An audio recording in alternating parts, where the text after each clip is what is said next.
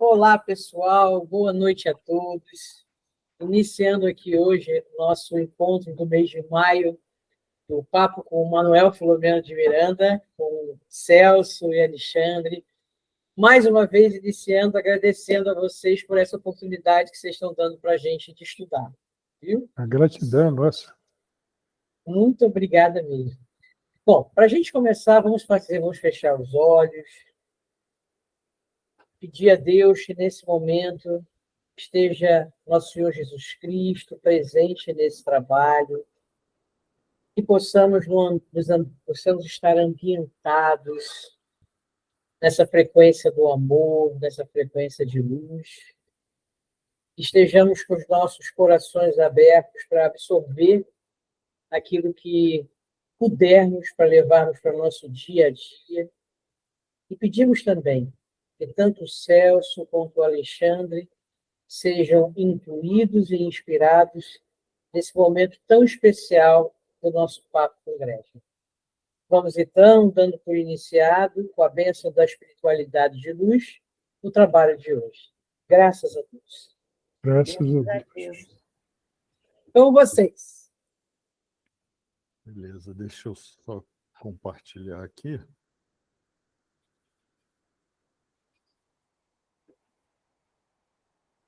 Então, no nosso último encontro, nós finalizamos o penúltimo capítulo e hoje nós iniciamos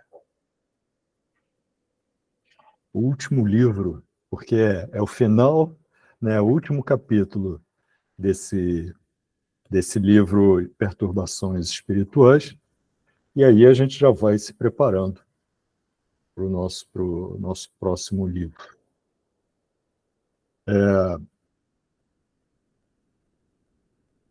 Esse finalzinho, ele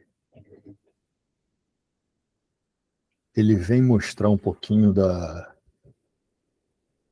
gratidão, um pouquinho da preparação, né, assim, é um fechamento de um trabalho feito, e deixa, com certeza deixa, esses livros são maravilhosos em reflexões, e deixam assim, aquele gostinho, começa a preparar um gostinho, poxa, quero mais, quero mais, quero mais, e é maravilhoso que Divaldo e Manuel Filomeno Miranda, eles tenham preparado esse estudo, deixando aí a abertura para um próximo livro, que, aliás, ai, caramba, perdão, eu estou saindo de uma crise de coluna e virei, de repente, para pegar o livro, não podia ter feito isso. Boa noite, pessoal. Boa noite. Vamos lá, desculpe. Daqui a pouco eu pego o livro ali para trazer aqui. Então, a gente conclui esse trabalho com esse fechamento maravilhoso no livro. Eu não sei se vai aparecer aí, Alexandre, olha. Ah, esse aí, esse mesmo. Esse mesmo. Está aparecendo o contrário, tá. Né? Não, aqui para a gente está aparecendo normal. Ah, então é para mim que aparece. Para a gente está aparecendo. No rumo do mundo de regeneração. Isso aí, isso aí. Então vamos lá. Trazendo aqui uma reflexão, né, assim, uns pontos retirados desse livro, que o Celso preparou esse resumo aí para a gente. E tem, assim, novos compromissos convidavam a diferentes instituições em outras cidades, onde as forças do mal se haviam instalado por invigilância de seus membros. Hoje, mais cedo, num estudo lá na rádio, ontem, num outro estudo que a gente fez uma outra casa, e semana passada, em outros 2 estudos, é curioso como uma constante em toda a literatura que fala sobre perturbação espiritual, de alguma maneira, conta alguma situação, né, desenha um cenário, invariavelmente fala sobre a invigilância do indivíduo. E esses livros têm trazido muito, né, boa parte da literatura traz muitos alertas a respeito do comportamento invigilante daqueles que deveriam dar o exemplo. Né? Daqueles que deveriam dar exemplo. E eu levanto a mão, porque às vezes a gente baixa a guarda. Então, vamos seguir aqui. Né? Então, aqui ele fala logo da questão de são novos compromissos, são novas necessidades, são novas situações que necessitam de amparo espiritual e puramente porque são situações criadas pela invigilância dos membros. Né? E uma coisa que a gente sempre comenta é que não há como, ou pelo menos não deveria haver como, um espírita, um cristão, seja lá o que for, né, se dizer seguidor de uma doutrina, se dizer aceitar um exemplo superior, sem assumir e relembrar a todo instante a sua fragilidade. Porque se a gente não assume isso, a gente acaba se colocando numa posição de superioridade, comigo não, comigo não, comigo não, e de repente a gente olha para trás, caramba, comigo sim, e eu nem percebi há quanto tempo eu estou nesse processo. É muito complicado, né, para qualquer um que se deixa levar por orgulho, por vaidade, ou seja lá o que for. Né? A gente precisa cada dia mais ter essa atenção. Então vamos lá. De cuidados em relação à alta responsabilidade resultante do conhecimento espírita, muitos dos adeptos haviam negligenciado as responsabilidades que lhes diziam respeito, abandonando-as sob pretextos injustificáveis, alegando necessidade de realizar trabalho remunerado e desencanto com outros companheiros, esquecidos de que o modelo é Jesus. Celso, quer comentar? É importante a gente entender, né, isso aí que você falou, Alexandre, e você pôs aqui na nossa tela, mais ou menos que resume a preocupação ou as preocupações da espiritualidade em relação ao momento presente. Para você ter uma ideia, lá na casa em que nós trabalhamos, houve uma reunião em que os espíritos mandaram um recado de que nós estamos sendo atacados. Nós já vimos lá no início desse livro, que antes era por fomento de guerras e uma série de outras situações. Agora, a tática é de dentro para fora, de dentro do movimento, e, claro, o instrumento de trabalho de quem age assim É isso que o Alexandre falou, é invigilância do trabalhador, né? Então, já foi visto nesse livro que nós, não só nós estamos sendo atacados, foi visto nesse livro que essa espiritualidade que luta contra o cristianismo entende e identifica no espírita aquele cristão dos primeiros tempos, em parte, mas ao mesmo tempo diz que nós sofremos das mesmas fragilidades, dos mesmos vícios, das mesmas fraquezas. E é por aí que nós somos atacados, né?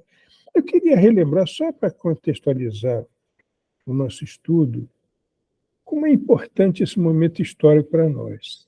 Se nós remontarmos lá na história, sem querer me estender muito, nós vamos ver que sempre a revelação foi trazida e foi sendo atualizada, e houve momentos em que parecia haver um retrocesso, né?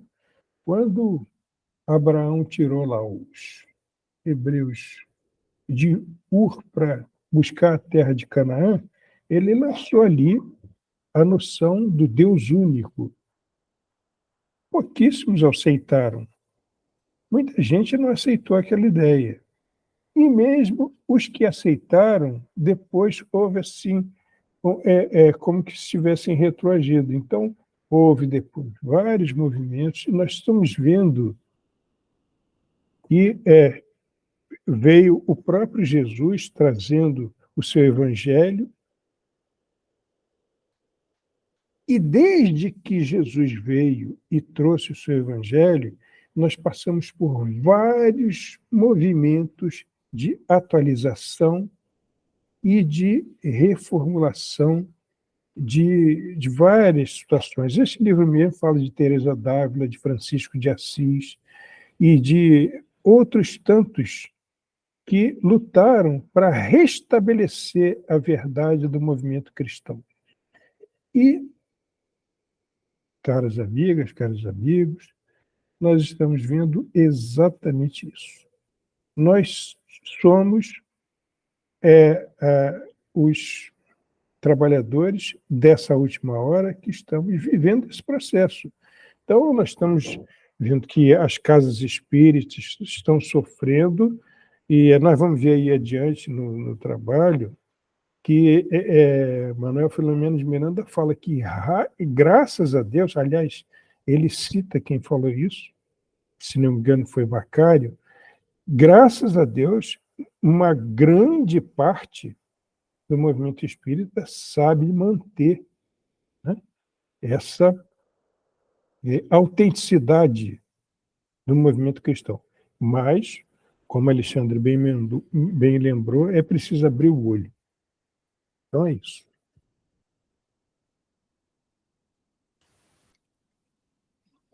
Beleza. Alexandre, a gente deve convidá-los a se manifestar. Com certeza, com certeza. Porque vocês podem falar a horas que vocês quiserem aí. Antes da gente continuar,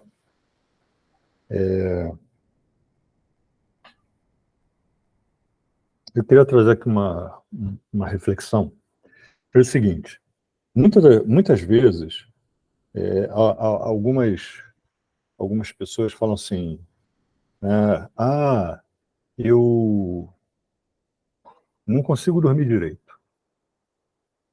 Eu sono atribulado, eu acordo cansado. Nem estou falando sobre a questão da comunicação no plano espiritual com o nosso desdobramento, não, tá? As pessoas, às vezes, vão aos médicos e pedem um remédio para dormir, buscam maneiras de relaxar para poder acordar mais dispostos. E é muito comum que, ao se questionar, né, o porquê disso está acontecendo, se chega a um ponto que é o comportamento daquela pessoa, ou o contexto em que aquela pessoa está inserida durante o seu dia é extremamente atribulado, é extremamente conflituoso, é um ambiente de muita preocupação, enfim. Então, são tantas as responsabilidades, as preocupações, os conflitos, né, que certamente aquela pessoa ela já vai dormir, ela não vai dormir porque ela está cansada, ela vai dormir porque ela está exausta, e não é exausta de sono, é exausta emocionalmente. Tá? Então, óbvio que não vai conseguir dormir direito, não vai conseguir descansar, ou qualquer tipo de... não vai ter belos sonhos com anjinhos, vai ter pesadelos, né? E por aí vai. Então, o que isso quer dizer? Normalmente, na melhor das hipóteses, né, nós temos aí 24 horas, 8 horas, só para a gente facilitar aqui o cálculo, 8 horas dormindo, 16 acordado. Se nessas 16 horas do dia a nossa vida é extremamente assim, desequilibrada por diversos motivos, as 8 horas do sono vão refletir aquelas 16 horas. Tá? Por que a gente está falando isso? Aqui, olha só, diz assim, outros se mostravam esquecidos dos verdadeiros objetivos da casa espírita, a casa espírita, de evangelização das massas, conforto moral e segurança espiritual, optando por vivenciar as brigas internas pelo poder e discussões intermináveis por questiúnculas de nenhuma importância. Vejam, quanto tempo nós passamos dentro de uma casa espírita? Quanto tempo nós passamos dentro de uma instituição que deveria ser um local né, de equilíbrio, de harmonia e por aí vai? Se, no caso do sono, nós estamos falando de 1/3 do tempo, que é muita coisa, né, refletindo tudo aquilo que a gente passa no restante do dia, nas outras 16 horas, poxa, mas 8 horas é muito, 1/3 é muito. É uma parcela grande, 1/3 é uma parcela grande. Mas as 16 horas, aqueles 2/3 de tempo, refletem e muito naquele 1/3 de tempo. Então, por que a gente está falando isso? Se, dentro de uma casa espírita, a gente passa, vamos dizer que, contabilizando todo o tempo da semana, a gente passa um dia, contabilizando todo, somando todo o tempo, né? Um dia e meio, um dia não é 1/3, é 1/7, né? Um dia e meio, né? Sei lá, faz um cálculo aí. 1,57. Enfim, a questão é muito menos tempo dentro da casa espírita e muito mais tempo fora da casa espírita. Se ficou confuso, o pensamento é o seguinte: opa, por que saiu aqui? Peraí. Enquanto eu volto aqui, por que Isso não é espiritual, não, né? Hein? Isso não é espiritual, não, né? Não, não foi espiritual, não. Foi tecnológico mesmo. O que acontece, né? Se a grande massa de tempo eu estou passando fora da casa espírita, e nessa massa de tempo eu não estou me comportando de forma adequada, como é que eu vou me comportar dentro da casa espírita? Entenderam? Um tempo de 2/3 influencia em 1/3, imaginem se esse tempo, que é o fora da casa espírita, como é que ele vai se portar em um tempo muito menor? Quer dizer, todo o meu hábito, é isso que a gente precisa refletir, todo o meu comportamento dentro da casa espírita reflete o meu hábito fora da casa espírita. No trabalho, na rua, no clube, ou seja lá onde for. Então, no final das contas, a gente tem que pensar muito o seguinte: não é apenas qual é o meu comportamento dentro da casa espírita, é qual é o meu comportamento enquanto indivíduo espiritual. E aí, fazer com que o meu comportamento seja o mesmo dentro da casa espírita, dentro da minha casa, na rua, no trabalho, no colégio, no sei lá o quê, onde. Então a gente tem que se preocupar com isso. Eu não posso ser. Foi a época em que se dizia assim: olha, trabalho é trabalho, casa é casa. Não mistura a sua vida pessoal com a sua vida profissional. Isso é uma impossibilidade.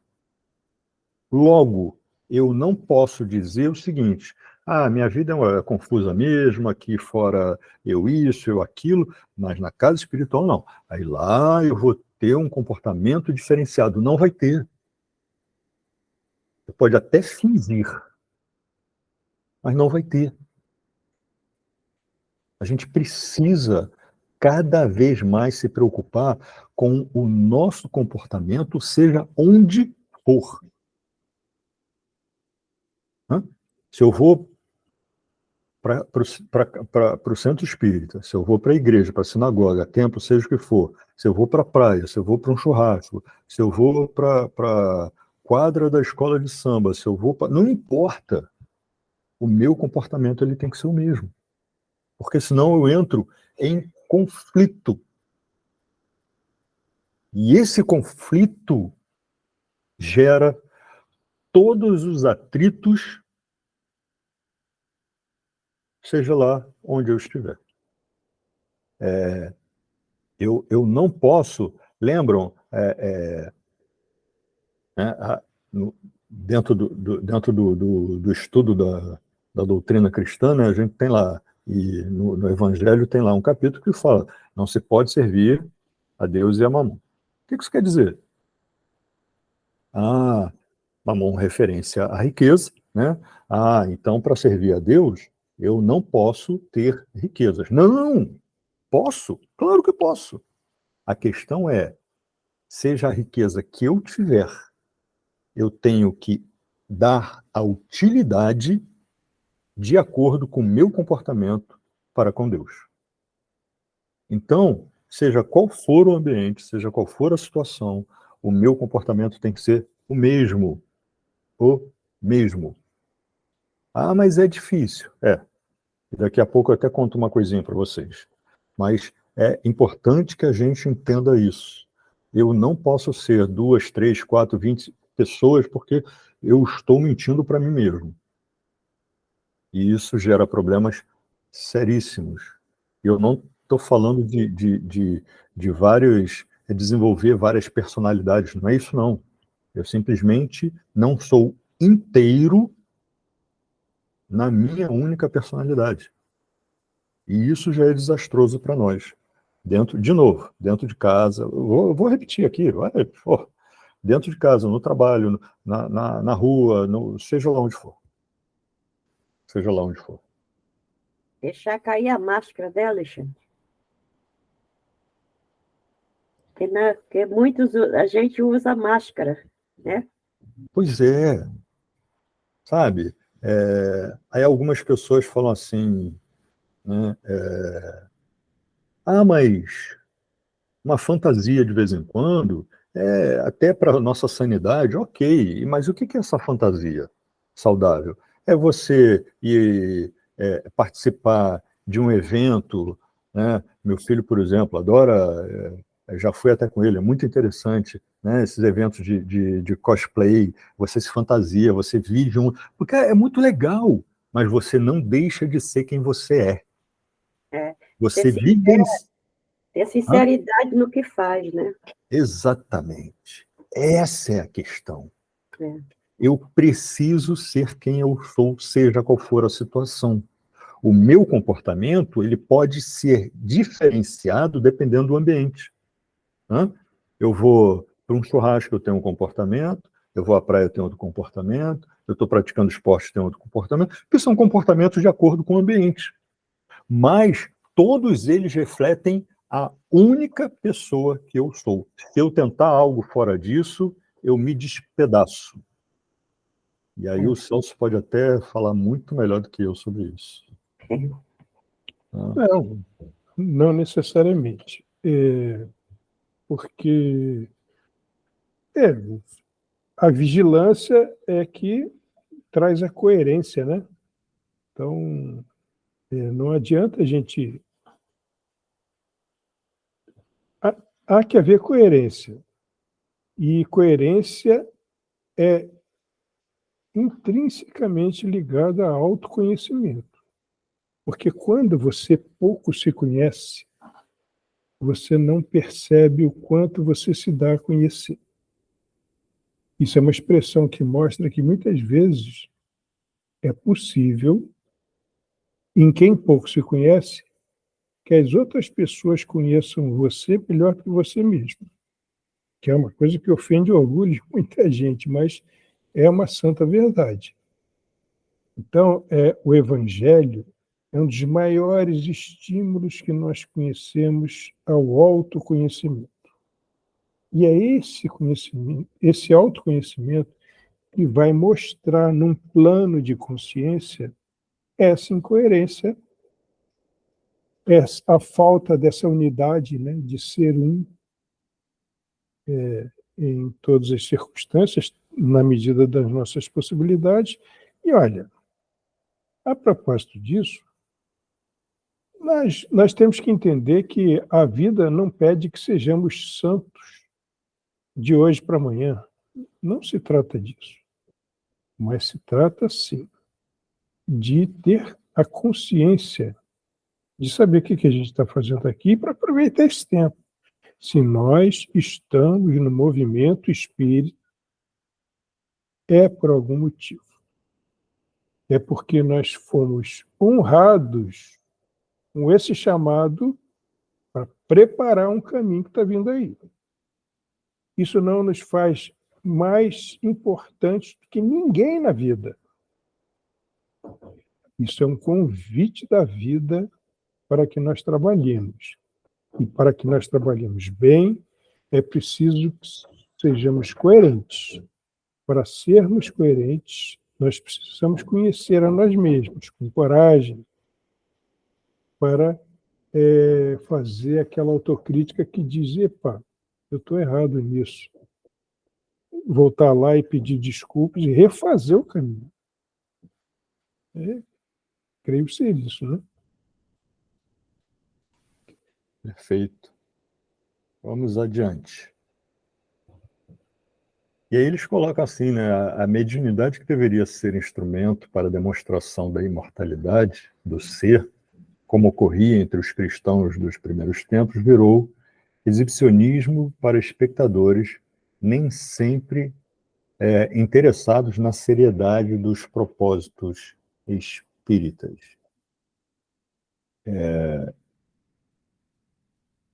Eu, eu,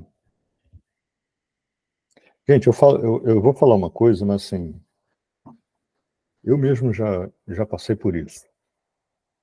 Muitas vezes percebo ainda, que as pessoas saem de casa. Saem de casa. E vão para a casa espírita para um evento social.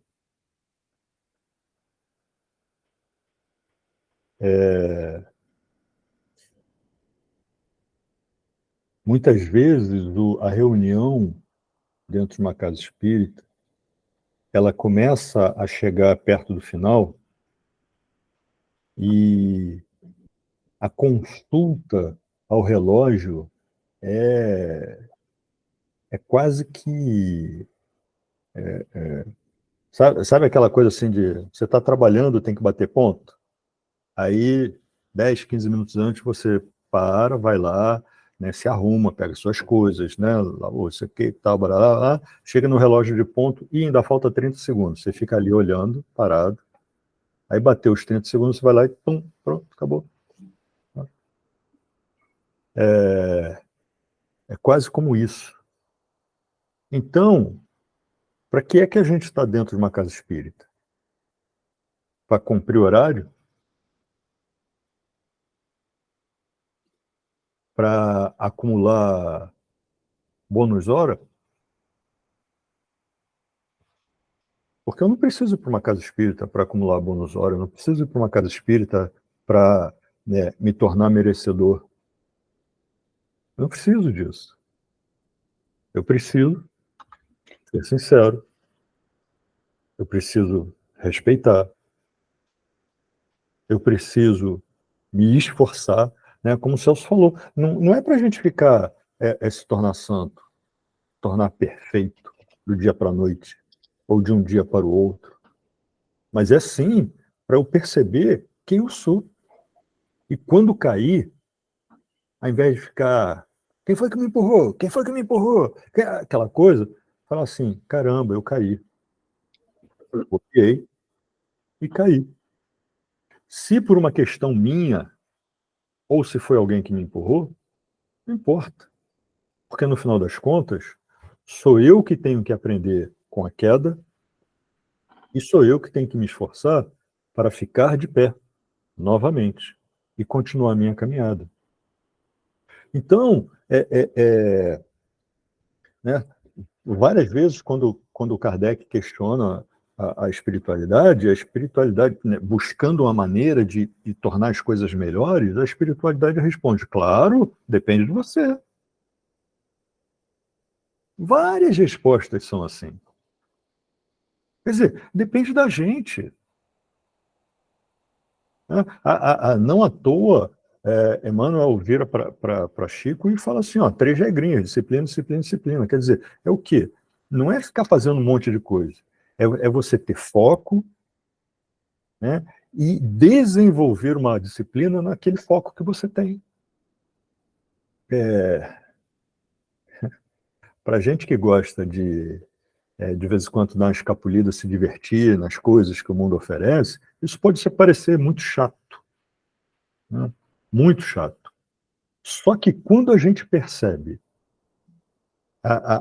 aquele gostinho maravilhoso que a gente sente no trabalho da caridade, no atendimento fraterno, né? E eu digo atendimento fraterno, não especificamente o atendimento fraterno da casa espírita, mas o atendimento fraterno, o escutar um amigo, colocar a mão no ombro, olhar de repente para alguém e falar assim, tem algo errado. E você vai até lá e só balança a cabeça, dizendo, eu percebi, eu não sei o que é, mas eu quero que você entenda que eu estou aqui. É isso. Esse comportamento faz com que a gente sinta sentimentos que nenhuma brincadeira neste globo, nenhum tipo de divertimento neste globo pode chegar aos pés.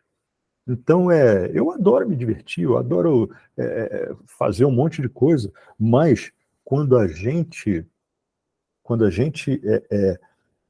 tem um comportamento que reflete o ensinamento de nosso mestre, né? Quando a gente estende a mão, quando a gente pratica, eu sei bem, né, eu sei que o Gresg faz diversos trabalhos, né, para aqueles que são necessitados, e eu tenho certeza, porque também já fiz trabalhos em outros lugares, e já senti algo muito semelhante, o que eu não tenho dúvida que vocês sentem.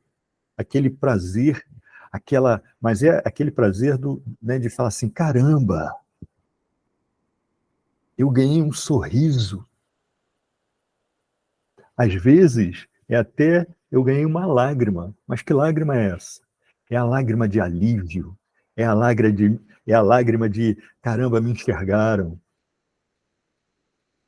Então, assim, esse tipo de pagamento é o que a gente tem quando a gente começa a desenvolver essa postura cristã, essa postura que que tem que refletir aquele que se diz espírita. Bom, nesse capítulo, isso aqui é bem interessante. Se todos leram, né, porque ele traz assim situações que na última década, principalmente, nós vivenciamos aí em várias literaturas que foram lançadas, aliás, mais de década, né, das últimas décadas, de literaturas que foram lançadas de forma que como promoção, né? Pessoas que criaram, que montaram a literatura ali e não perceberam o que estavam fazendo. Então, literatura que refletiram um desequilíbrio, né? Então, ele bota assim, nesse capítulo, uma literatura que também se diz espírita, né? E aí várias obras, experimentou a presença de vulgaridade e do aventureirismo, gerando confusão e desvios de compreensão entre os candidatos poucos informados, incluído na questão vídeos de mídias digitais. A gente não vai ficar aqui citando, mas hoje, quando você tem acesso a YouTube, você começa a buscar vídeos para escutar alguma coisa, para aprender, né? Lógico, como pesquisa. A gente encontra cada coisa, fala assim, gente, não é possível. Não é possível. Essa pessoa tá falando isso e foi uma interpretação da doutrina espírita. Gente, eu tô muito confuso. É quase como se, de repente, me pedissem para escrever um texto e dissesse assim, não, tá tudo errado, porque você aprendeu de forma errada. Porque, assim, eu confesso que eu fico muito confuso. Confuso no sentido de como é que aquela pessoa consegue fazer isso, né? Então, assim, como é que isso acontece? Com com essa desatenção. O parâmetro, qual é o parâmetro? Jesus. E aí a gente pega Jesus e tantos outros que estão completamente em equilíbrio, em sintonia com a mensagem dele, e aí a gente tem ali né, parâmetros ali, eu falar, eu não posso passar daqui. A não ser, é claro, quem se acha mais do que eu sou. Vou falar, está sendo gravado, né? Não vou nem falar, mas né, do cavalo do bandido, né? Aquela coisa assim, né? Então, não me sinto capaz de propor, mas isso é muito confuso. E aí, como ele fala, para aqueles que são pouco informados, isso pode ser desastroso. Desastroso. Celso? Eu queria até voltar um pouquinho para essa questão da mediunidade também é muito importante, porque entender o espírita tem uma responsabilidade muito grande nesse sentido, porque, por acaso, é quem mais e melhor estuda a questão da mediunidade, né? Então, se estão desvirtuados os seus propósitos, isso é prejuízo para todo mundo. No final do capítulo anterior, tem ali que os médiuns daquela casa onde está ocorrendo aquela situação de ser invadida, né? Os médiuns, durante o momento de sono, foram levados para uma reunião. Lá eles foram despertados e a dona Vicenza recebeu aquele mulá, né, para dar prosseguimento ao trabalho dela. Então, aquele que realmente quer trabalhar em mediunidade, ele trabalha. Alexandre está falando do período de sono, período de vigília. Ele trabalha durante a vigília, durante o período de sono, que ele está dormindo. Essas reuniões começam 2, 3 horas da manhã. O médium, ele é levado para lá para trabalhar. Então, por quê? Porque leva a sério.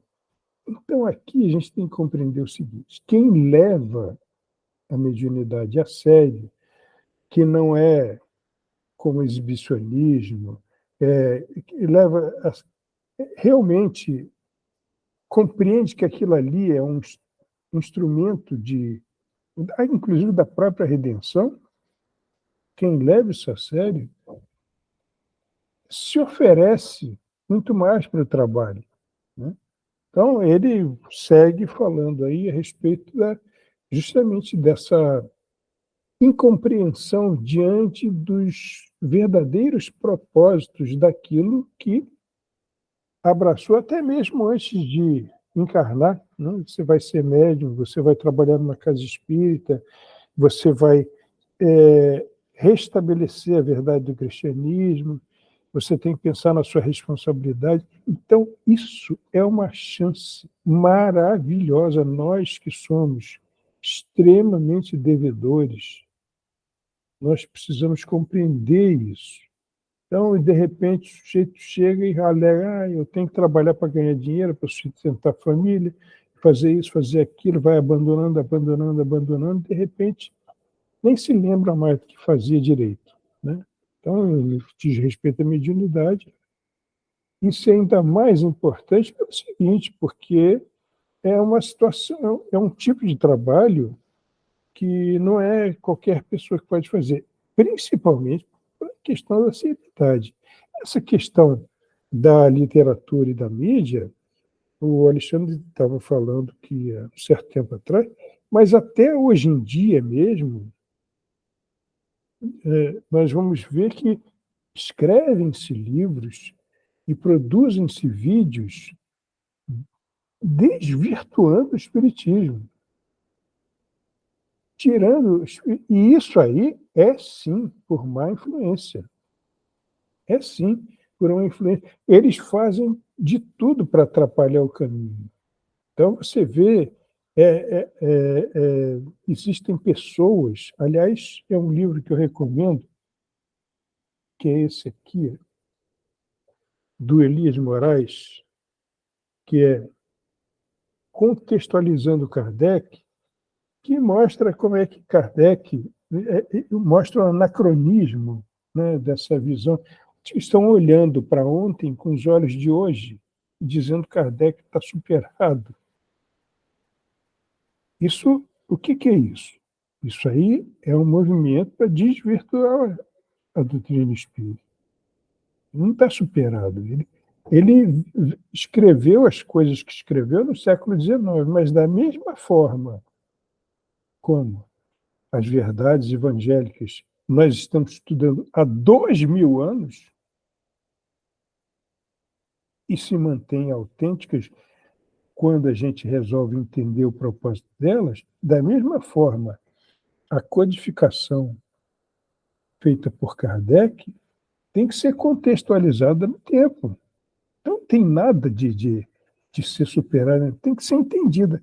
Mas é por aí que essa espiritualidade inferior busca atacar a casa espírita de dentro para fora, propondo um movimento progressista. Quer dizer, vejam, não estou querendo falar mal de quem quer crescer, não se trata disso. Mas a gente tem que tomar muito cuidado com o que a gente entende por progressismo. A gente tem que tomar muito. As pessoas, às vezes, fazem muita coisa para tentar atualizar uma coisa que não tem que ser atualizada, ela tem que ser melhor compreendida. Os problemas são os mesmos, porque o grande problema não é disso daqui, é moral. Nós vivemos de há muito uma crise moral. E o que conserta a crise moral é o desenvolvimento no senso moral. E o maior compêndio que existe para desenvolver o senso moral, se vocês me permitem falar de boca cheia, é o Evangelho de Nosso Senhor Jesus Cristo. Então, o que nós precisamos não é... Nós precisamos abrir o olho com essas coisas que estão querendo mudar e tal, como se as verdades ligadas às leis que nos são traduzidas pelo Evangelho necessitassem atualização. Essas coisas não necessitam de atualização, elas precisam ser compreendidas, precisam ser contextualizadas. O Rodrigo está falando aqui, é se comprometer com a moral do Evangelho, sem dúvida. Se comprometer, compreender, entender o seu propósito, porque quando a gente entende a moral do Evangelho, nós nos transformamos, nós nos sentimos mais seguros, nós compreendemos, sentimos melhor o futuro para onde nós vamos, isso melhora o nosso estado de fé, que é uma coisa necessária, o espírito de caridade, faz com que nós compreendamos o que a gente está fazendo aqui. Porque, às vezes, o modismo e a força do cotidiano, esse negócio que o Alexandre está falando lá atrás, às vezes, você vive um dia meio esquisito e você leva essa influência para a sua vida de sono. E, ao contrário, também é verdade. Quando você sofre uma influência ruim, você traz a influência que você recebeu na vida de sono, que vai implicar no seu proceder no estado de vigília. Então, é ser espírita 24 horas por dia. É ser cristão desde há 2000 anos. Então, não tenhamos receio disso. Nós não estamos... ninguém está querendo ser santo. Nós estamos querendo fazer aquilo que foi proposto para nós. Nós encarnamos para isso. Né? A pergunta que eu mais gosto do Livro dos Espíritos, que é 132, está lá, límpida, mostrando os objetivos da encarnação. A gente só tem que compreender isso. Então, não temamos. Nós não temos que temer nada. Nós temos é que trabalhar. Nós temos muito a fazer. Olha, se a gente entender, às vezes a gente se sente fraco, a gente sente, não vai dar, eu sou ruim, eu nasci assim, eu tenho muitos problemas, eu tenho sentimentos inferiores. Trabalhe no bem, porque quando você trabalha no bem, você ganha a companhia desses que querem a sua redenção e te ajudam. E quando você trabalha no bem, você consegue um crédito extremamente importante que vai justamente ser abatido da sua dívida, que ninguém sabe o tamanho da própria dívida. Nem é para saber, pelo amor de Deus. Não adianta. Então, esses livros são um chamado para a gente restabelecer a autenticidade desse movimento. E nós somos, sim, cada um de nós é responsável por isso.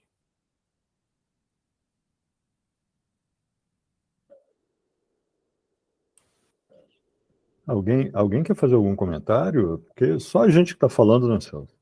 Eu fico. Eu tenho até receio de ter falado e não ter deixado alguém falar aí.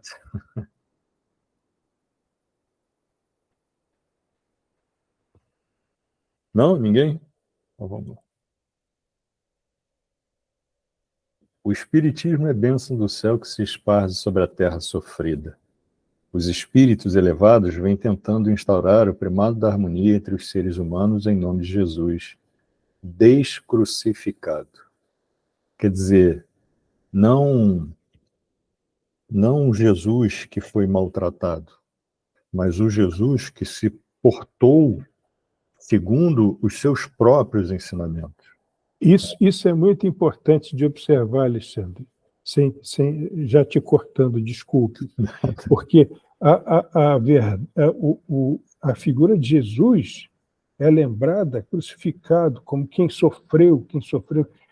Ele não veio aqui só para mostrar isso, ele veio aqui para orientar. Então, a gente tem que entender esse Jesus descrucificado, tirar ele dali, daquele madeiro, e compreender a extensão do trabalho dele, da obra dele. Sem dúvida. Né? É isso. Não, e assim, a gente tem, como você falou, né, a gente sempre lembra lá de Jesus pregado lá, aquela coisa. Poucas vezes a gente lembra do Jesus agachado, lavando os pés, né, sentado, falando com quem normalmente não era visto. Né?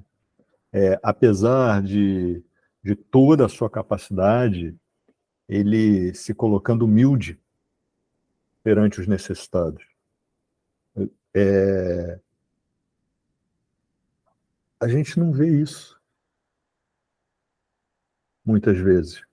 E é esse o Jesus que a gente tem que lembrar. O Jesus que... E eu tenho, nesses últimos dias, eu tenho pensado muito nisso. Esse Jesus que, apesar de todas as provocações, ele se mantinha ali determinado. E aí, é claro, óbvio, não dá para comparar Jesus, né? Pô, Jesus é o cara, aquele, nossa, um espírito crístico, sem sombra de dúvida. E a gente não tem que ser, hoje, esse espírito crístico. Seremos, né? Mas, enfim, por enquanto a gente tem que se preocupar em levantar, porque por enquanto a gente está engatinhando. Só que eu tenho pensado muito a respeito disso, porque, e aí eu falei que eu ia fazer um comentário, alguém já deve ter escutado. Deixa eu só comentar uma coisinha que aconteceu comigo, para que isso exemplifique tudo que a gente está falando aqui sobre comportamento, sobre preocupação, sobre atenção, sobre disciplina e tanto mais. Né? Vou tentar ser o mais objetivo possível. Quinta-feira da semana passada, no final da tarde, eu senti uma fisgada na coluna, e aí de quinta para sexta, comecei a sentir muita dor. Estava difícil me locomover, porque as fisgadas eram violentas mesmo.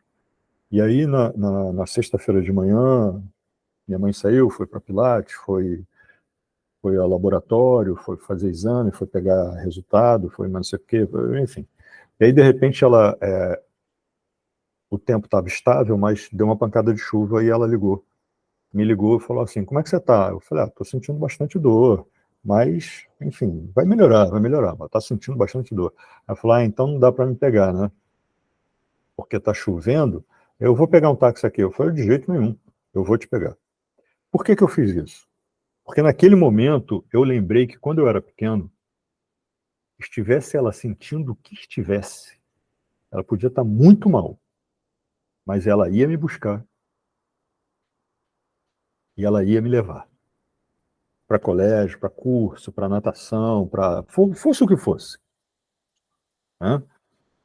E aí eu falei assim, cara, se ela fez por mim, não importa a dor que eu esteja sentindo, porque eu conseguia muito devagar sentar no carro, ir devagarinho, sem grandes movimentos, eu conseguia fazer isso. Então fui, mas sentindo muita dor. Quando estou chegando perto dela, da onde ela estava, eu já vi uns dias pensando, pô, tem que botar combustível, tem que botar combustível, entrou na reserva. Ela entrou no carro e falou, vamos ali no posto rapidinho que eu vou botar um pouquinho de combustível. Resumindo, a pessoa que veio nos atender no primeiro momento já veio com a cara meio torcida. Nitidamente tinha acontecido alguma coisa. E aí, eu pedi para... Agora, quase todas as bandeiras principais, né, tem aplicativos, né? Aí eu falei, ó, bota aí tanto, não sei o quê, deixa eu só ativar aqui, só um minuto. Quando eu escutei ele colocando a pistola, né, enfim, o bico lá no tanque, eu falei assim, não, peraí, pô, não vai. Eu falei, não, tô esperando.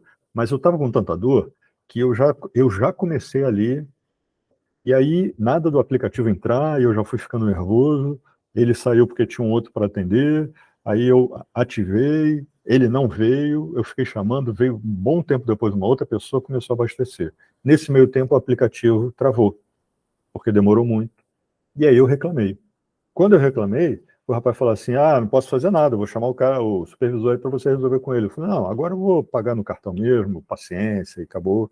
Enfim, só que essas situações foram me enervando por causa da dor. Olha a desculpa nossa, né? A gente sempre bota uma desculpa, né? Tem sempre resultado. O rapaz falou besteira, eu falei besteira, discutimos, ele falou uma besteira ainda maior, eu saí do carro e gritei com ele. Nesse momento, eu percebi aquilo que a gente falou lá no início. Eu percebi que, se por causa de uma dor, que naquele momento estava muito violenta, agora ela está bem branda, mas naquele momento estava bem violenta, se por causa de uma dor, eu rapidamente entrava em desarmonia, porque foi muito rápido. Isso quer dizer que aí estou falando de mim, preciso trabalhar muito, mas muito mais nas 16 horas. Lembra? 16 horas ali, para que as 8 horas reflitam? Pois é. Então, a gente muitas vezes, e é lógico, né? Óbvio que aí quando eu gritei, eu falei, nossa, o que eu estou fazendo? Eu, de vez em quando, vou na Rádio Rio de Janeiro, que é na Ilha do Governador. Meus pais moram na Ilha do Governador. Eu estava num posto na Ilha do Governador. Imaginem só. Aí lembrei daquele exemplo do Haroldo Dias, falando que estava no carro, fecharam ele abriu o vidro, o filho falou, pai, você vai brigar? E se o rapaz estiver... Né, se a pessoa te assiste e ele, caramba, o que eu ia fazer? Só que eu não pensei o que eu ia fazer, eu fiz. E foi terrível. E aí lembrei até de uma situação que eu estava no Frei Luís, uma pessoa sorrindo para mim, eu estava lá na lanchonete, a pessoa sorrindo, eu sorri de volta, acenei, lógico, e comecei a perguntar, caramba, de onde que eu conheço? E a pessoa, percebendo, acredito que ela percebeu, ela virou e falou assim, você não me conhece, mas eu te conheço da rádio. Eu lembrei disso. Eu falei, meu Deus, cara. Quer dizer, se tem alguém que em algum momento me escutou, certamente deve ter pensado, falou tudo aquilo, olha aí o que está fazendo. E aí todo um trabalho que a gente faz com muito amor, com muito carinho, com muita seriedade, vai por água abaixo, vai para o lixo. E eu confesso, me senti muito envergonhado naquele momento. Só que tudo isso que a gente está falando aqui, desses livros, que a gente vai continuar falando muito mais, diz respeito a desenvolver hábitos. bons e consistentes. E a única maneira ao desenvolver hábitos bons e tornar esses bons hábitos consistentes é disciplina, disciplina, disciplina. Essa recomendação de Emmanuel para Chico serve para todos nós. A gente tem que ser disciplinado. Um bom profissional, ele se torna bom profissional através da disciplina, do foco. Um bom musicista, ele se torna bom e, às vezes, excelente através do foco, da disciplina. Enquanto dizemos, sou espírita, eu assumo, né? Quando eu digo eu sou espírita, eu assumo um compromisso com a espiritualidade, com aqueles que confiam em mim, que depositam um voto de confiança, e com o próprio Jesus. Porque ele foi aquele que iniciou todo esse processo do qual hoje nós estamos falando. Então é muito importante que a gente leve cada vez mais a sério isso.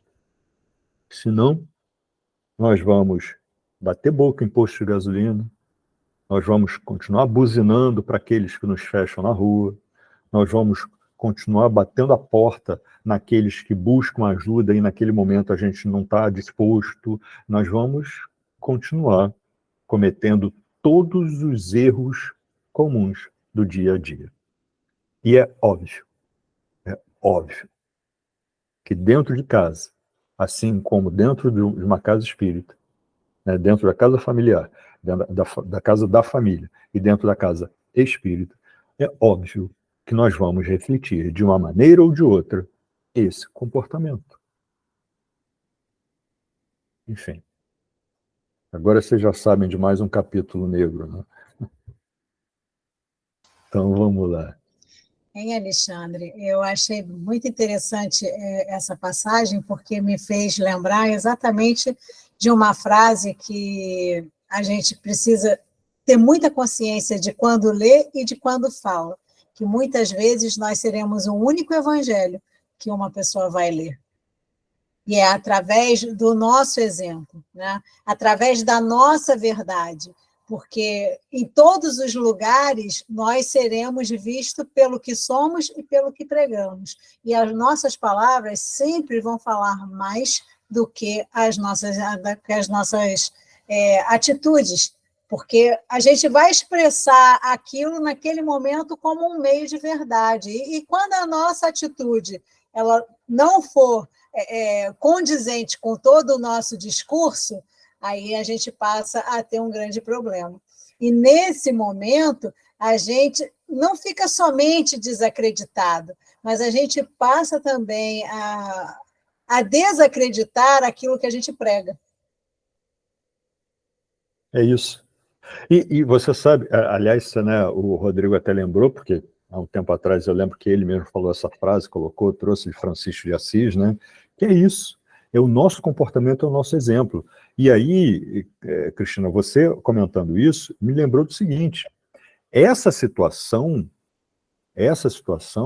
ela vem muito internalizada na nossa cultura. E a gente tem que quebrar isso. A gente tem que mudar isso. Né? A gente sempre comenta sobre uma situação, por exemplo, né? Criança escuta dos pais, não pode mentir, não pode mentir, mentir é feio, vai ficar de castigo, mentir não pode, mentir não pode, mentir não pode, mentir não pode. Aí alguém toca a campainha ou liga, hoje é mais difícil, porque quando você liga é o celular da pessoa, né? Não é mais o telefone da casa, né? E isso está cada vez mais em desuso, mas a questão muitas vezes tocou a campainha, falou, diz que eu não estou. Nossa! Ou o exemplo. E isso fica cada vez mais evidente. Cada vez mais evidente. O que é maravilhoso. lamentavelmente, às vezes a gente tem que abrir mão de algumas coisas porque pode ser mal entendida. Não tem maldade, mas pode ser mal entendida. Então a gente acaba tendo que abrir mão. Mas, por outro lado, quando a gente percebe isso, a gente começa a ficar mais atento. A gente começa a abrir mão de coisas que nos fariam mal. Então, é muito importante que a gente entenda isso, né? Tem muita gente que fala, eu não tenho tempo. E não vamos entrar na questão do tempo eu faço, não é isso, mas assim, eu tenho minhas obrigações dentro de casa, eu tenho isso, eu tenho aquilo, eu tenho não sei o que e tal. Tem uma turma que a gente tem de desenvolvimento mediúnico, e que uma das pessoas fala o seguinte: poxa, eu trabalho em 2 lugares, eu tenho meus filhos, eu tenho minha casa, tenho isso, não sei o quê. O único momento que eu tenho de estudar é quando eu venho para cá, quando eu estou aqui, quando eu saio daqui. Quer dizer, é na condução e enquanto ela está ali. Né? É o único momento. Então, se essa pessoa que está te escutando, que vê em você um exemplo, né? E pode ser, eu estou dando aqui um exemplo da turma de desenvolvimento mediúnico, mas pode ser em qualquer outra situação.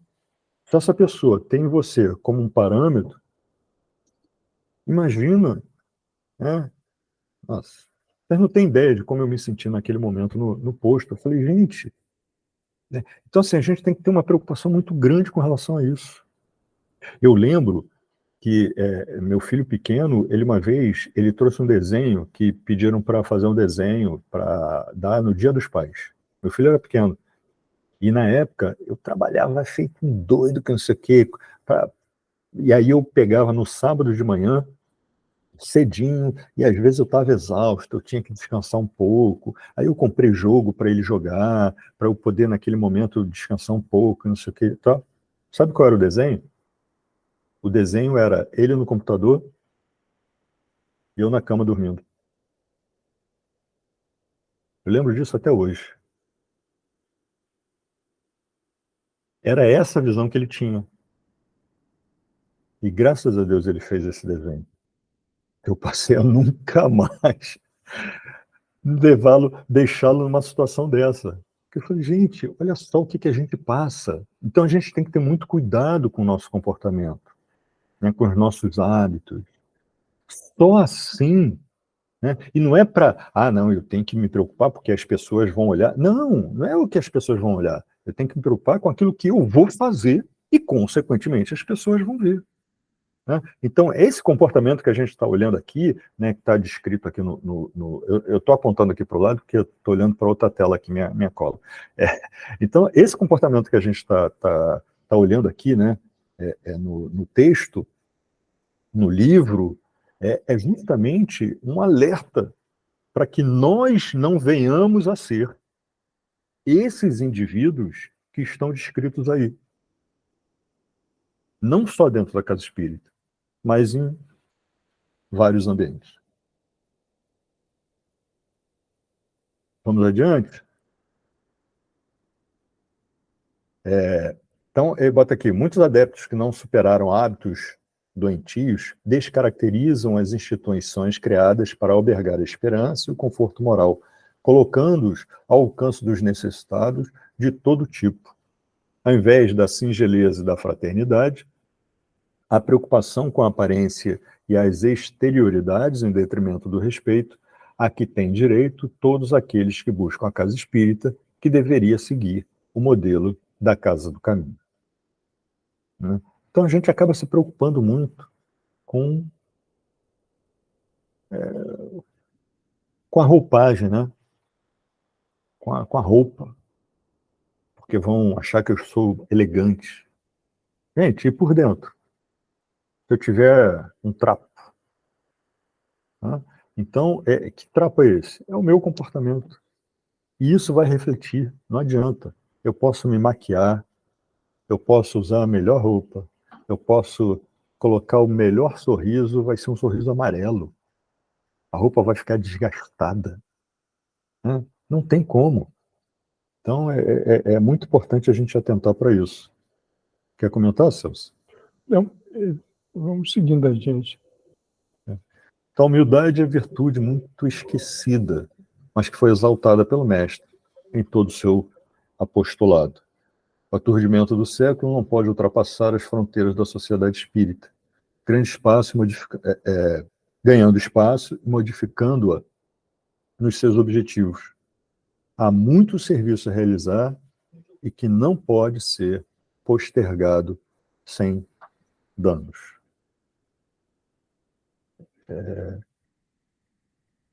Basicamente, o que o texto nos diz nesse momento é: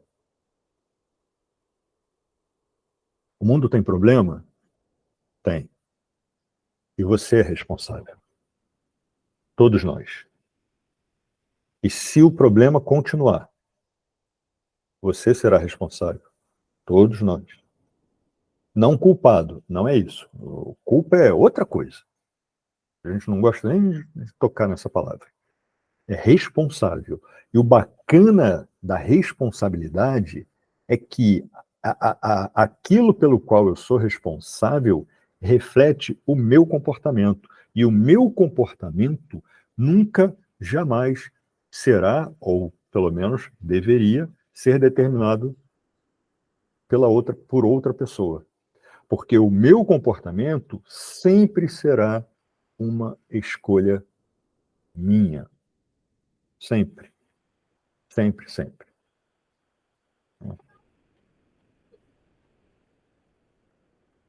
Sigamos? Vamos? Felizmente, o número dos servidores fiéis que estão comprometidos com o programa do Mestre, que estão conscientes das responsabilidades que lhe dizem respeito, é bem expressivo. Aliás, não só expressivo, como vem aumentando, né? A gente tem o hábito de dizer porque o mundo está acabado, porque o mundo isso, o mundo já foi muito pior.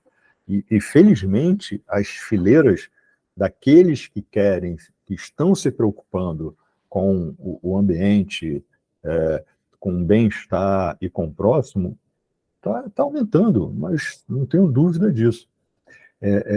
Só um parênteses. Eu estava assistindo uma entrevista há pouco tempo, e de uma ONG, e eles dizendo o seguinte, que o maior benfeitor da ONG hoje é uma ONG que está voltado para a educação de crianças sem condições e dar suporte à família e tudo mais. E ele falando que a pessoa que mais contribui é ateu. Aí perguntaram assim, mas tem benefícios? Eu falei assim, não, porque acredita no bem que se pode fazer pelo próximo. Olha só. Enfim.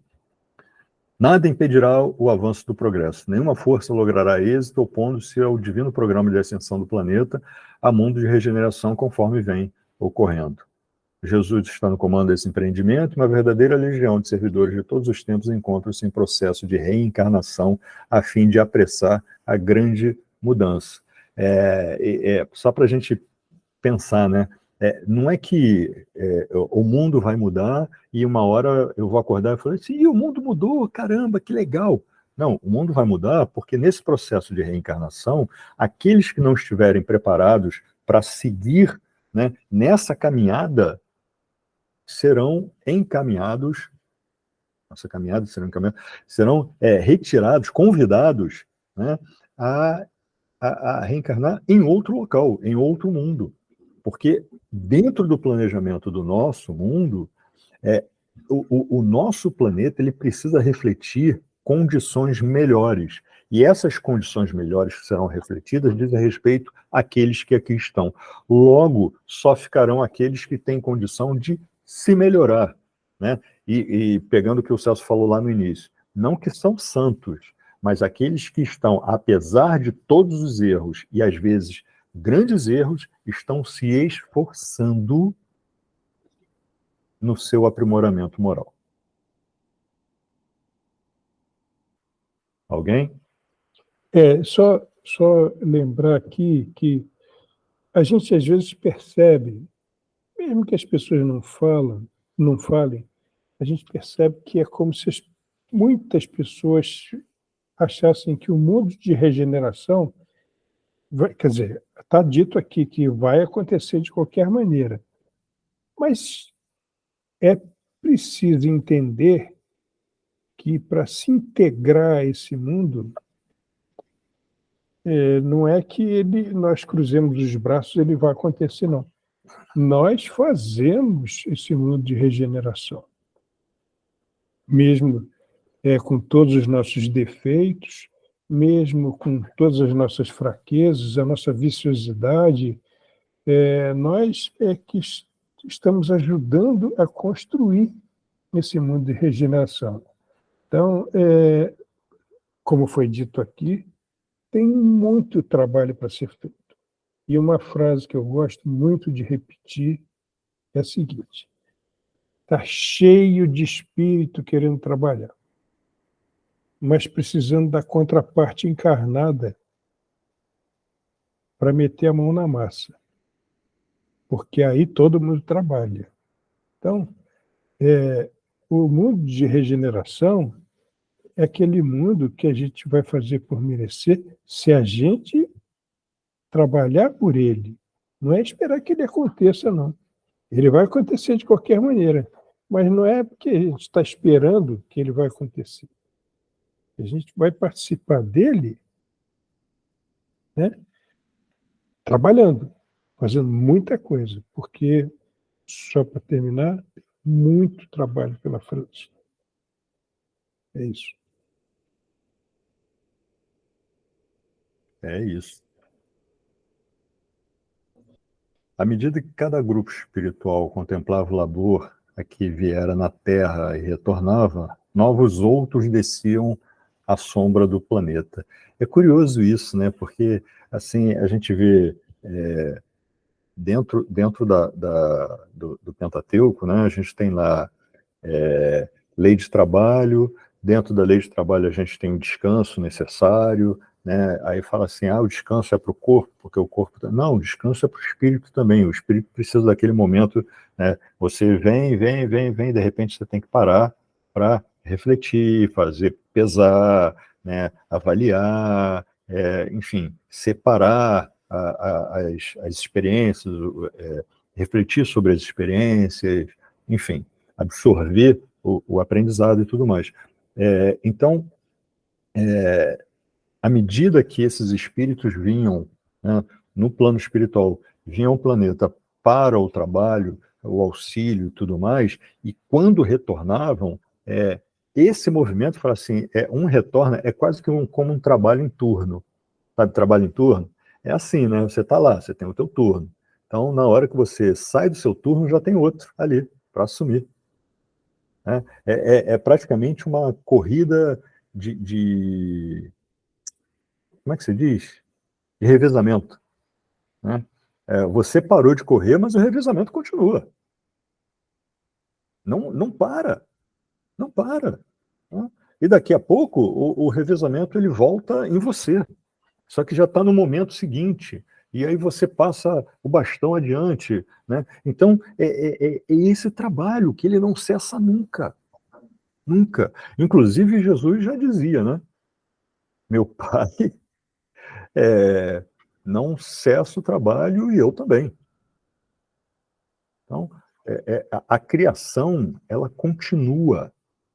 E o trabalho do próprio Jesus, ele poderia, com certeza, ele delega, é óbvio, até porque é uma necessidade que outros também tenham o seu momento, o seu aprendizado, a sua experiência, mas ele não fica lá na mesa só despachando, né? Assim, qual é a escala? Hoje, tá, então vai lá. Ele está trabalhando também, trabalhando muito, muito. Eu não lembro, se alguém lembrar, tem um livro que fala... Nossa, às vezes a gente pega tanto texto, tanta literatura, que acaba fazendo confusão, né? Que fala sobre a indagação. Gente, pô, tem a indagação de que luz é aquela descendo? É o próprio Jesus, que desce à Terra para fazer a parte dele. Então, mesmo com as equipes espirituais descendo à terra para fazer o seu trabalho e tudo mais, Jesus também mete a mão na massa. Ele não para. Então, por que nós vamos parar? A gente tem que manter essa continuidade, essa constância. É só a constância que permite que a gente crie bons hábitos e faça com que esses bons hábitos sejam refletidos no nosso dia a dia. O venerando Macário, a parte dos primeiros tempos, promoveu uma reunião de despedida com o comparecimento dos mentores da casa, depois das palavras de reconhecimento do irmão Elvídio. Ontem possuímos o circo, as feras, o empalamento e as fogueiras, nos impondo abjurar a crença em Jesus, mas optávamos pela morte libertadora com a certeza da sobrevivência radiosa. E aqui, só fazendo uma observação, se a gente pegar e trouxer para hoje, né, quem é o verdadeiro cristão? É aquele que não é o optar pela morte, pela degola, pela, sei lá, enfim, alguma coisa nesse sentido. Mas é optar em aceitar as dificuldades. É optar por aceitar todas as dificuldades na escolha de seguir Jesus. E seguir Jesus, por muito tempo, as pessoas falam assim, não, tem que seguir Jesus, né? Que é o quê? Ir para a rua, pregar a palavra. Não, mais do que isso, não é colocar uma toga, chinelo e ir para a rua, em peregrinação. Mais do que isso, seguir Jesus nada mais é do que exemplificar o ensinamento dele. É você se calar, é você estender a mão, é você entender o momento da outra pessoa, é você perdoar, é você se manter calmo e confiante.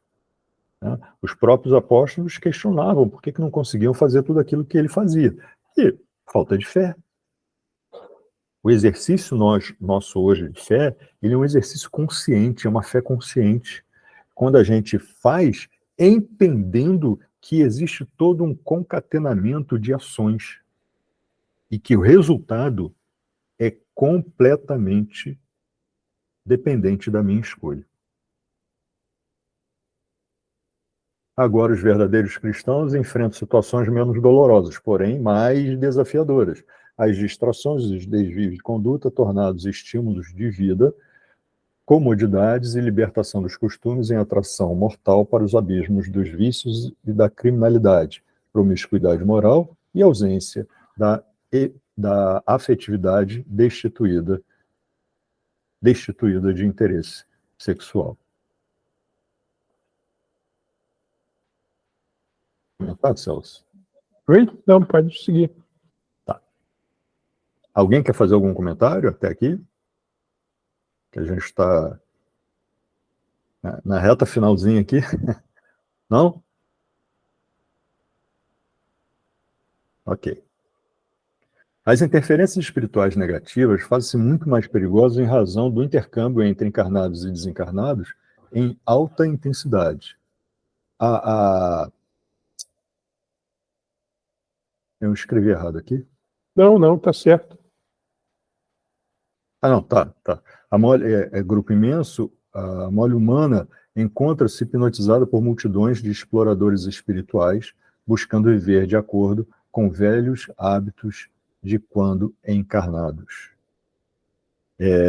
A gente já fez comentários aqui, vou fazer um comentário rapidamente. Todos nós temos vícios que trazemos de outras encarnações. Isso é mais do que normal. A gente faz tanto uma coisa que aquilo se torna um vício, um hábito vicioso. Né? E muitas vezes a gente perde muito tempo brigando com esses hábitos viciosos que estão enraizados no nosso dia a dia, né? No nosso comportamento.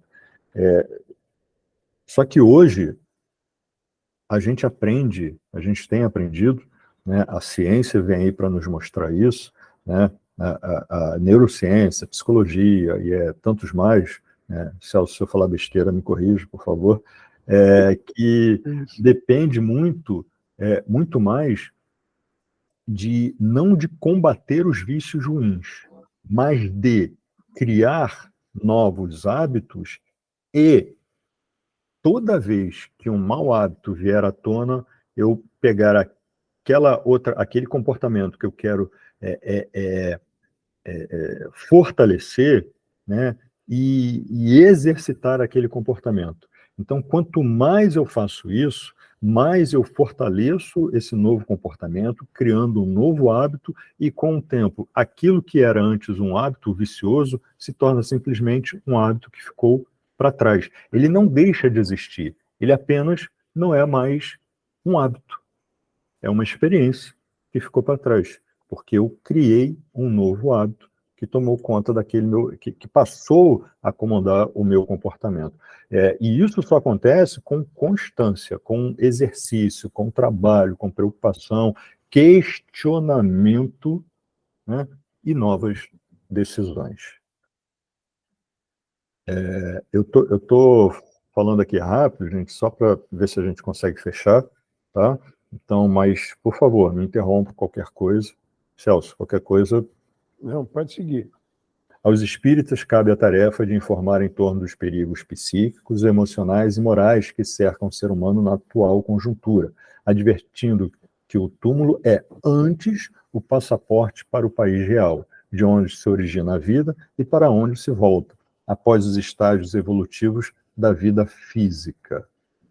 É pelos exemplos de dignidade e perseverança nos propósitos elevados, o que nós estávamos comentando, que o verdadeiro espírita demonstra a excelência das suas informações imortalistas, que proporcionam bem-estar e alegria nos enfrentamentos evolutivos, sem desânimo nem ressentimentos.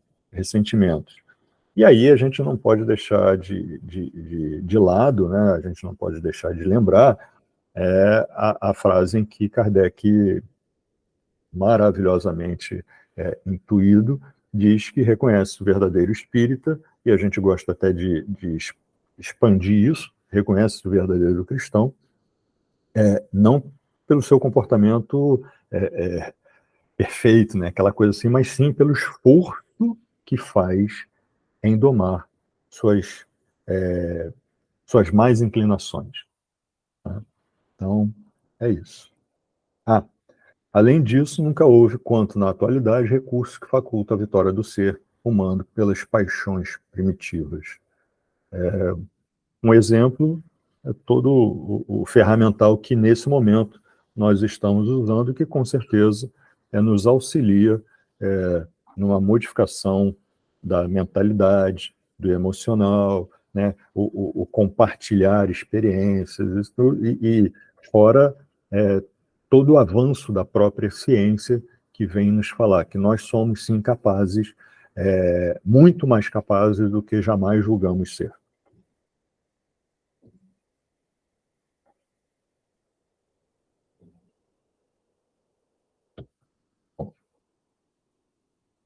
Nas observações retiradas, né, do texto, nós temos aqui o apóstolo Dr. Bezerra de Menezes também agradeceu, como sempre, sendo exemplo de humildade verdadeiramente cristã, valorizando o trabalho realizado. E a descrição do livro, na descrição, Manuel Filomeno busca nos agraciar com uma visão, através da nossa capacidade de construção dos cenários, né?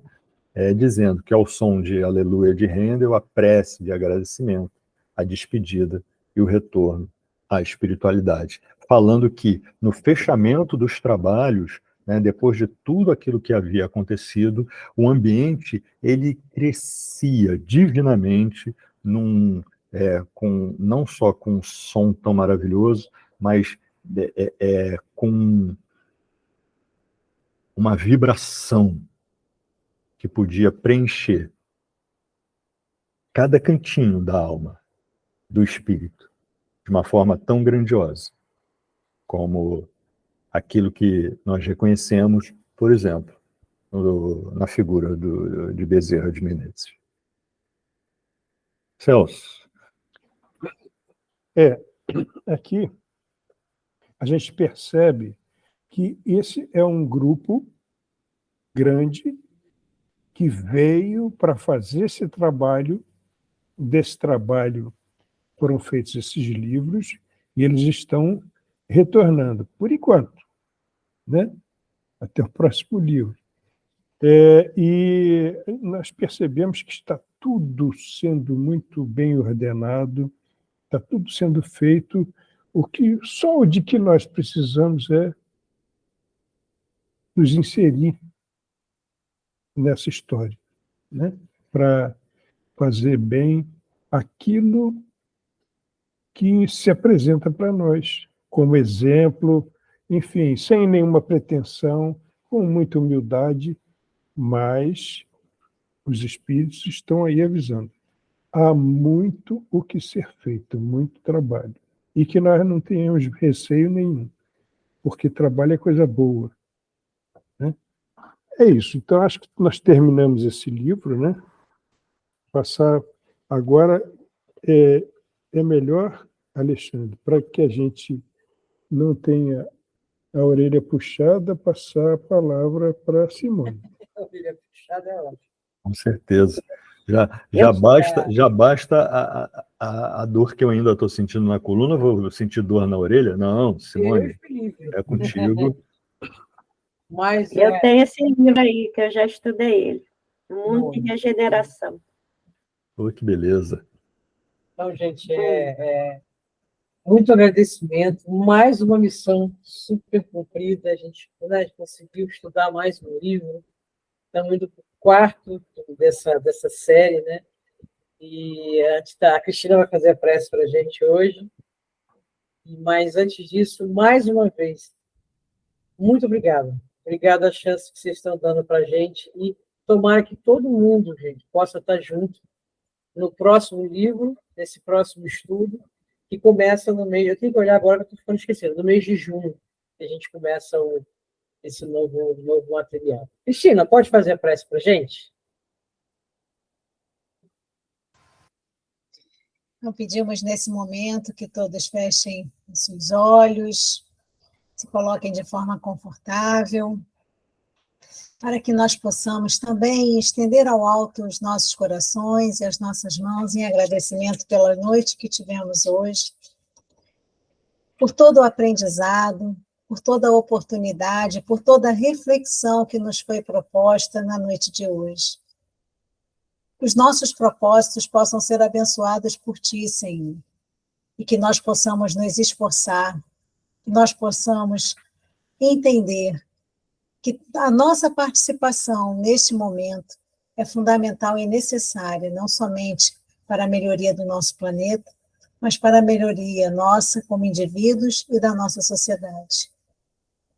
Te agradecemos pela noite que tivemos e te pedimos que se mantenha conosco, hoje, agora e sempre. Que assim seja. Graças a Deus. Sim, seja, graças a Deus. Obrigada, Cristina. Gente, uma excelente semana a todos. E quem puder já começar lendo o próximo livro, seria ótimo. Tá bom? Um beijo. Boa semana. Obrigado. Boa noite. Tudo. Obrigada. Obrigada, hein? Beijo. Tchau. Beijo.